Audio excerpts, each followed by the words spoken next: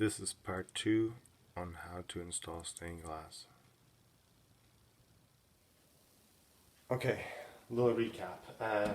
When you're measuring out your bars, always start from the bottom and make sure you have one straight level to measure from, and then measure all your bars from that same level so everything lines up no matter how many lights you have in your window. So measure from the bottom up, and then when you're ready, after installing all your bars, then install the glass from the top down. You never want to have a panel on the bottom and then drop a tool or something from the staging onto your glass. So when you're installing glass, start at the top and work your way down, and measurements are always usually taken from the bottom up. So after you have all your bars installed, you want to do all your bars first, get all your woodwork out of the way, and then take a brush, clean off your whole frame and everything, get all the dirt out of there. And usually at this point, there is usually a protective glazing on the outside. You would clean that with cleaner before you then close it off with your stained glass panels. So at this stage, everything is cleaned off. Technically, you would clean the glass too. And then now you're ready for your panels to be installed. Only have a small example here. Technically, this should go the whole way across as one panel, but it sits on the bolt here and fits nice and snug the whole way around. Pliers and a finish nail, and you can kind of push them through the outside lead. To show you what I mean, I don't know if you can see this in the video, but this is the outside lead. It's the shape of an H, and the glass would be on one half of it, and then the other side would be pinched down. So you have technically a little bit more than half of the lead that you can put a nail in and you would not ever touch the glass. So what we usually do, take a tiny little drill,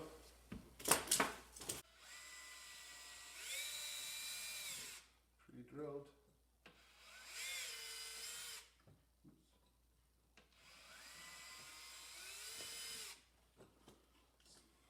See what's going on here.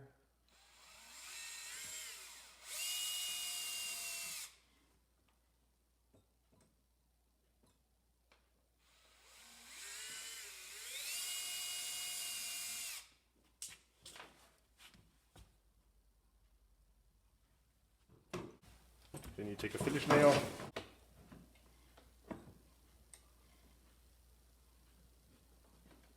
and push it into the hole.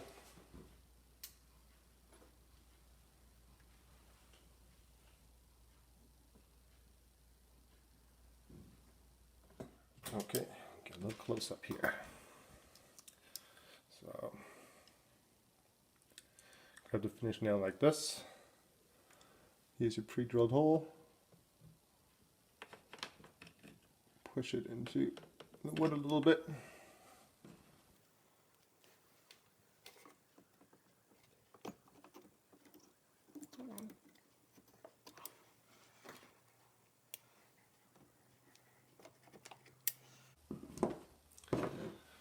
And then you use a punch with a nice deep concave so you're not bouncing off the nail.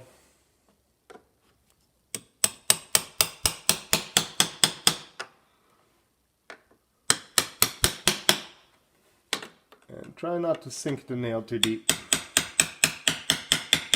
You are hammering into glass.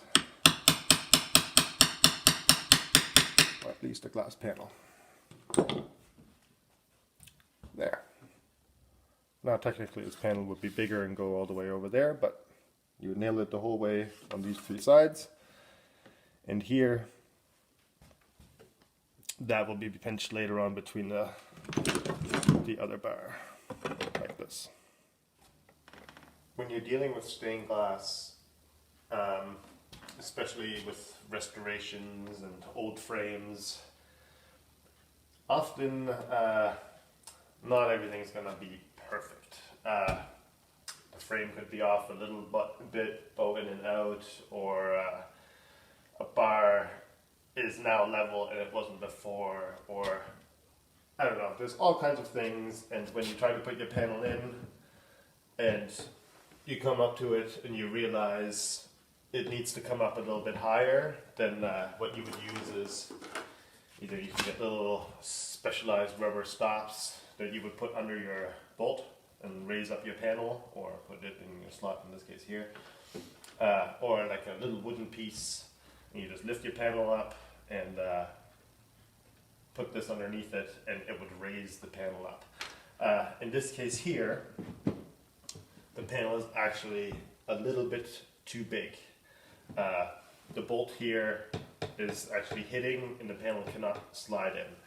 So there's a few things that can be done, since, like I explained before, the lead is an H profile. So there's actually quite a bit of lead the whole way around the outside that can be cut off or manipulated in a way that the panel can still fit. One way to make the panel smaller is to use your lead knife.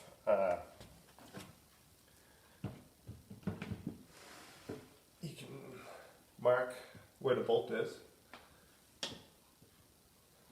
It's very soft, so it's easy to mark.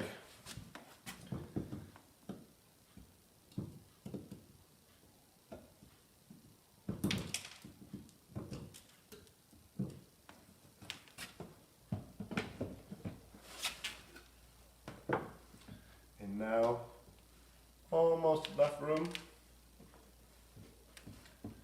So this is basically the maximum that you can take on this side. So if you need to take more than this, you will have to take it off the bottom.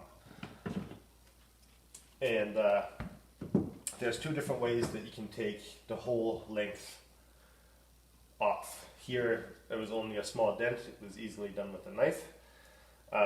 For this side here, you can use a plane.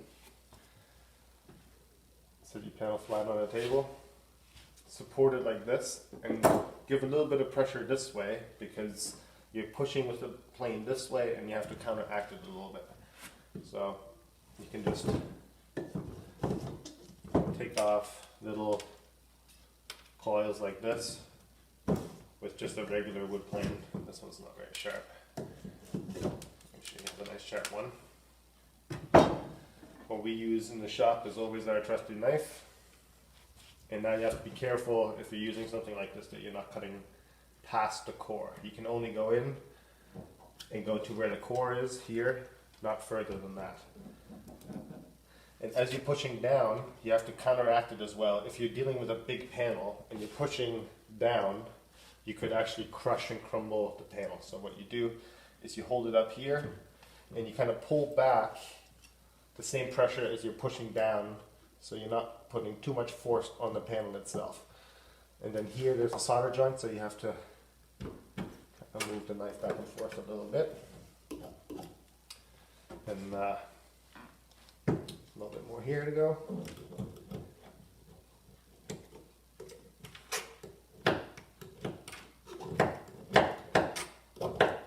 This is excessive. Usually don't have to take this much, but I just wanted to show. Now you lost quite a bit of material down here, and now this should fit nice and easily for this. So now you would nail this in again. And a quick recap, I have another one here. While I'm working on this one is still kind of loose.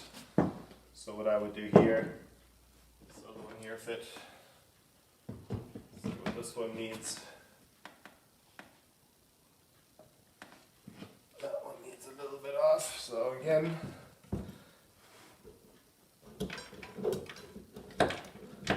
support up this way, push your blade down.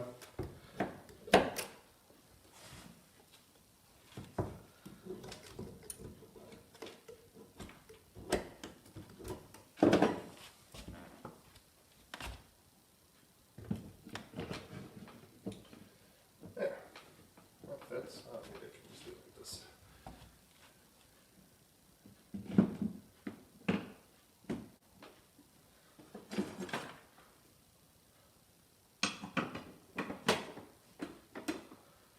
Now that bar is going to hold these from falling back out.